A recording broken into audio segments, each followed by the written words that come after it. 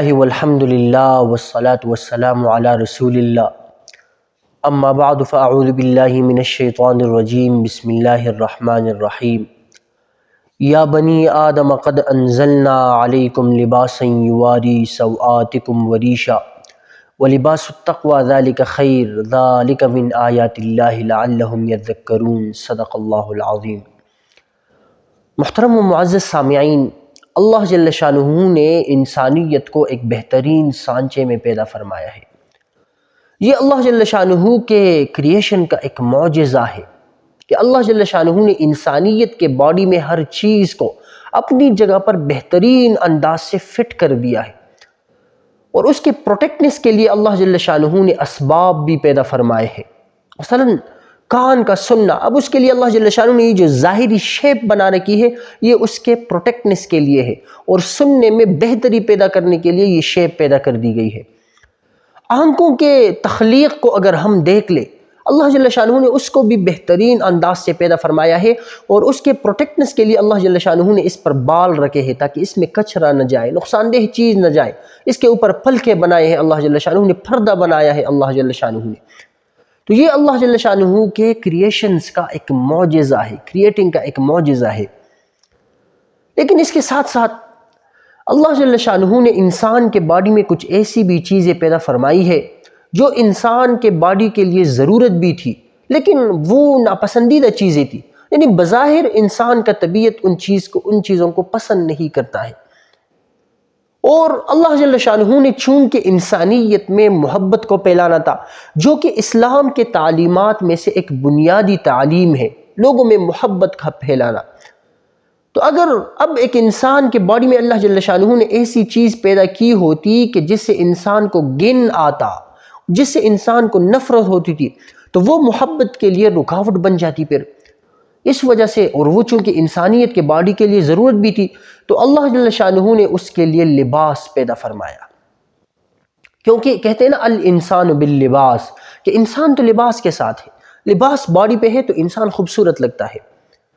اب چونکہ سوال یہ پیدا ہوتا ہے کہ لباس جو انسان کے لیے اللہ جل شانہ نے پیدا فرمایا ہے، اور جو آیت کریمہ میں نے آپ کے سامنے تلاوت فرمائی اس میں بھی اللہ جل شانہ نے اس نعمت کی طرف اشارہ فرمایا ہے،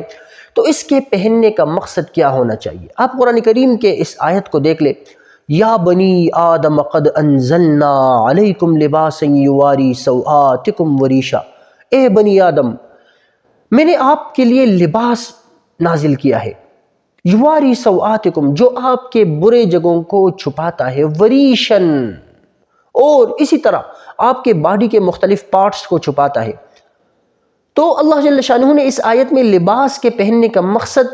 انسانیت کے باڈی کے جو ایسے اجزاء ہے جس سے انسان کو نفرت ہے، جس سے انسان کو گن آتی ہے، ان کا چھپانا ہے۔ اب لباس تو چونکہ اسلام میں اجازت ہے، آپ عمدہ سے عمدہ لباس بھی پہنو، آپ ہلکے سے ہلکا لباس بھی پہن سکتے ہو اپنے خرچ کے مطابق،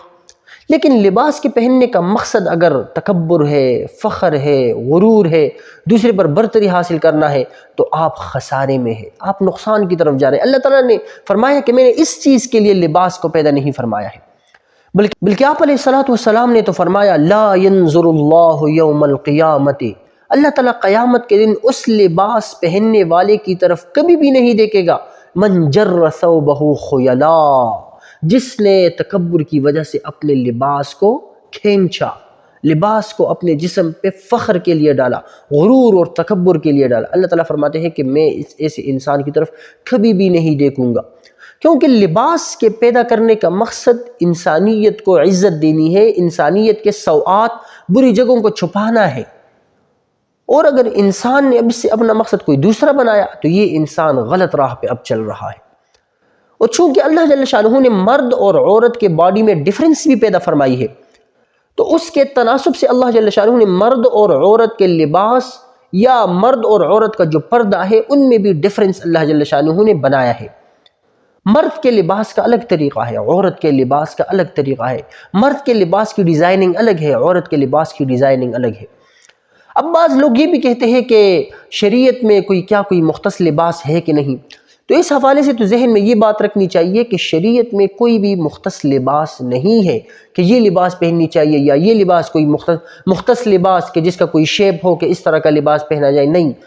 بلکہ اس کے بارے میں شریعت ہمیں یہ رول دیتی ہے کہ جو وقت کے علماء اکرام اور بزرگان دین جس لباس کو اچھا کہے، جس لباس کو وہ پسند کرے، جس لباس کو وہ پہنے، امت کو چاہیے کہ اسی لباس کو فالو کرتے ہوئے انہی علماء اکرام کی طرح لباس کو اپنائے۔ اس میں شریعت نے یہی رول ہمارے لیے متعین فرمایا ہے۔ تو اب اگر ہمارے بزرگان دین ایک لباس کو پسند فرماتے ہیں تو ہمیں بھی وہ پسند کرنا چاہیے، لیکن لباس کو پہننا اس مقصد سے کہ میں اس سے بس اچھا لگوں، میں اس سے تکبر کروں، دوسروں پر برتری حاصل کروں، اللہ جل شانہ نے اس انسان کے بارے میں سخت ترین وعید بیان فرمائی ہے۔ لباس کے پہننے کا مقصد کیا ہونا چاہیے؟ صرف اپنے سوآت کو چھپانا، اللہ تعالیٰ کے رضا کا حصول۔ اور ابو ذر غفاری رضی اللہ تعالیٰ عنہ کی روایت تو اس سے بھی زیادہ سخت ہے، فرماتے ہیں کہ حضور صلی اللہ علیہ وسلم نے فرمایا ثلاثۃ لا یکلمہم اللہ یوم القیامہ، تین بندے ایسے ہیں کہ جن سے نہ قیامت کے دن اللہ بات کرے گا، ولا ینظر الیہم، نہ ان کی طرف دیکھے گا، ولا یزکیہم، نہ ان کا تزکیہ کرے گا، ولہم عذاب علیم، اور ان کو دردناک عذاب ملے گا۔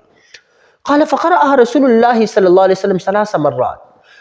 صحابی فرماتے ہیں کہ آپ علیہ السلام نے 3 مرتبہ یہ بات فرمائی۔ تو ابو ذر رضی اللہ تعالیٰ عنہ نے فرمایا خابوا وخسروا، اللہ تعالیٰ ان کو تباہ کرے، اللہ تعالیٰ ان کو خسارے میں ڈالے۔ کون ہے یہ لوگ یا رسول اللہ؟ من ہم یا رسول اللہ، کون ہے یہ لوگ؟ آپ علیہ السلام نے فرمایا المسبل،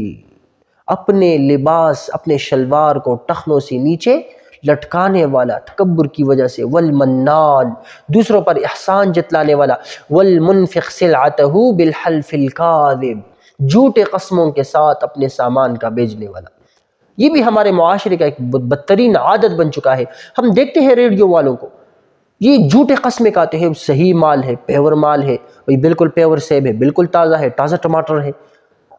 اور اس پر پھر وہ اوپر سے قسمیں بھی کہتے ہیں۔ تو آپ علیہ السلام نے ایسے بندے کے بارے میں تو فرمایا کہ وَالْمُنْفِقُ سِلْعَتَهُ بِالْحَلْفِ الْكَاذِبِ، جو اپنے سامان کو جھوٹی قسموں کے ساتھ بیچے، اللہ نہ ان کی طرف دیکھے گا قیامت کے دن، نہ ان کے ساتھ بات کرے گا، نہ ان کا تزکیہ کرے گا، اور ان کے لیے دردناک عذاب ہوگی۔ اسی طرح وہ لباس پہننے والا جو تکبر کی وجہ سے لباس کو کھینچتا ہے، جو تکبر کی وجہ سے لباس کو پہنتا ہے، اللہ تعالیٰ ان کی طرف بھی قیامت کے دن نہیں دیکھیں گے۔ اس وجہ سے آپ علیہ السلام نے فرمایا من لبس ثوب شہرہ، جس نے شہرت کے لیے لباس پہنا، البسہ اللہ ثوب مذلۃ یوم القیامہ، اللہ تعالیٰ اس کو قیامت کے دن ذلیل کرنے والا لباس پہنائے گا، یعنی ایسا لباس اس کو پہنائے گا جس سے وہ میدان محشر میں ذلیل ہو جائے گا۔ اس وجہ سے لباس کے حوالے سے یہ چند باتیں یاد رکھنی چاہیے کہ لباس کے پہننے کا مقصد صرف اور صرف اپنے باڈی کا چھپانا ہے۔ یہ نہیں ہے کہ میں تکبر کروں، فخر کروں، غرور کروں، غریبوں پر اپنے آپ کو برتر سمجھوں لباس کی وجہ سے، نہیں، بلکہ لباس کا مقصد اپنے سوآت کا چھپانا ہے۔ اور اسی طرح جب یعنی انسان جب سجدوں وغیرہ کے لیے جائے تو اس میں پھر بہترین لباس کا اختیار کرنا ہے تاکہ اللہ تعالیٰ کی رضامندی انسان کو حاصل ہو جائے۔